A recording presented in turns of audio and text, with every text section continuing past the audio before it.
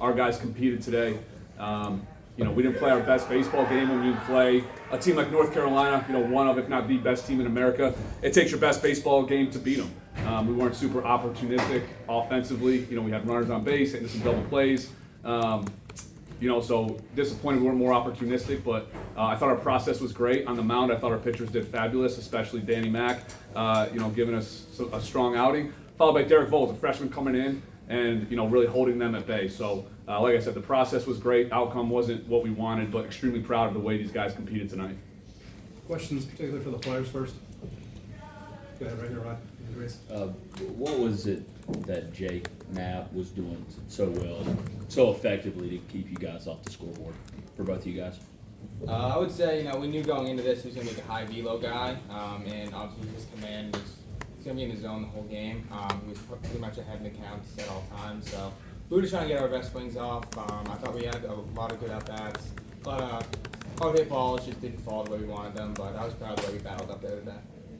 I think his fastball just has a bunch of life. It's kind of an unpredictable pitch.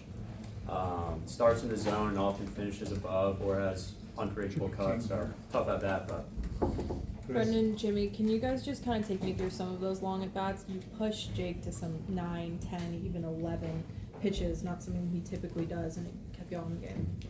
I was just trying to say, going into this game, we were trying to compress the zone the best we can. We knew, like Jimmy said, his fastball's a lot of life. Sometimes it rides, so just trying to narrow in and maybe shrink the zone a little bit. If it starts at the numbers, it's probably not going to be there. And at the end of the day, just trying to make it as hard as you can. It was hot out there today.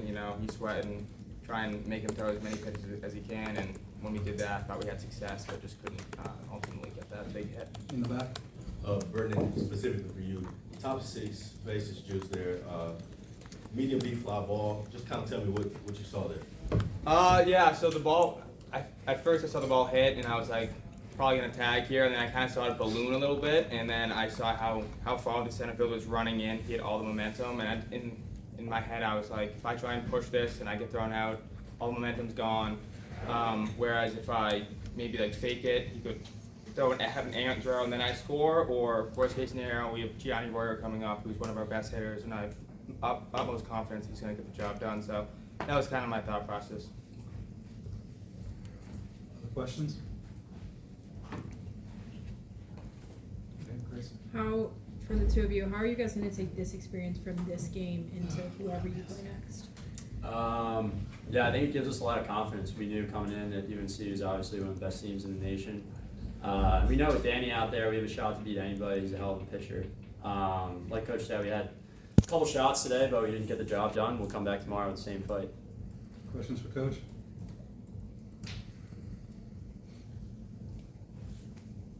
Kip? Yeah, Ed, same thing about that bases loaded situation when Jimmy decided not to go. Did you feel like that was a make or break situation? You needed to get something on board? It would have been really nice. With this team, they've shown so much resilience that not make or break. Would like to push a couple across there. But at the same time, if not, we still have 3 innings to go. So it felt like it could have been, a big opportunity for us. Jonesy made the right call not going on that. To be quite candid, I told him to go, and he didn't, and he would have been cooked. So a really good decision by Jonesy, but that's the type of trust that we put in these guys, especially with such a upper class and senior laden team. Jonesy will be the first to tell you he's not the most fleet of foot. So after the fact, seeing that throw, it was definitely the right decision. So a really good self-awareness out of him. Chris. And you guys came in with 123 stolen bases, none tonight. Is that going to be a point of emphasis for the next game? Yeah, we kind of take what the defense gives us, and Jake is so quick to the plate. For a guy his size and with his ability, he does a pretty good job of shutting down the running game. We had guys going a couple times tonight, but it doesn't show up in the stats because they were both foul balls. But we are aggressive on the bases, but we take what the defense gives us. There are times to be aggressive, even more aggressive. But they have a really strong battery, and really I didn't want to, run us out of any innings. Hopefully, get his pitch count up a little bit. But it just kind of comes down to matchups. We like to run a little bit more, of course, but when you're 1-0 or 1-1 to the plate, that shuts down even the best base runners in the country. Coach, as you get ready to face elimination, is there going to be a point of emphasis to try to get back to your game, be more aggressive, kind of just be true to who Holy Cross is as a program?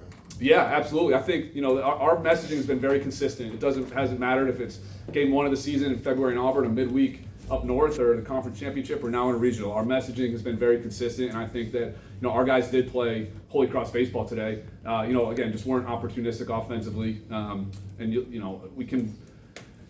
Being aggressive on the bases is more than just stealing bases, going first to third and second to home, and tagging in certain situations. And again, those opportunities just didn't really present themselves as often today as I would have liked. But I thought that these guys, played the trademark brand of Holy Cross baseball today really well. But obviously, if the opportunity presents itself, we definitely want to be aggressive offensively. Take one more, Grace. And you guys weren't able to get the big hit, but your guys battled at the plate with those really long, just at bats. How did you see them perform there? Yeah, I thought that overall, really good, really good. Like I said, the process I thought was great. The results weren't where we needed to be. It started right in the first inning. We had the leadoff guy on, and then back to back punchies.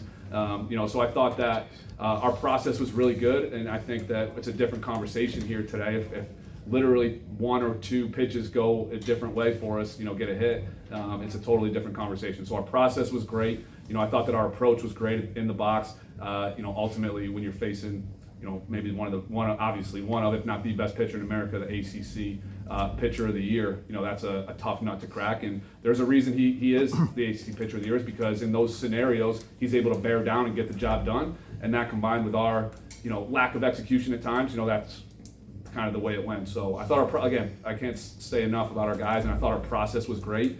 Some not great at bats and some unlucky bounces and things like that. But I thought our process was great, and I told the guys, if we play like this tomorrow, we'll be in pretty good spot. If we play better than this tomorrow, we'll be in a great spot. So, I think that's just going to be consistent messaging heading into tomorrow. It's been good. All right, Coach, guys, thank you very much.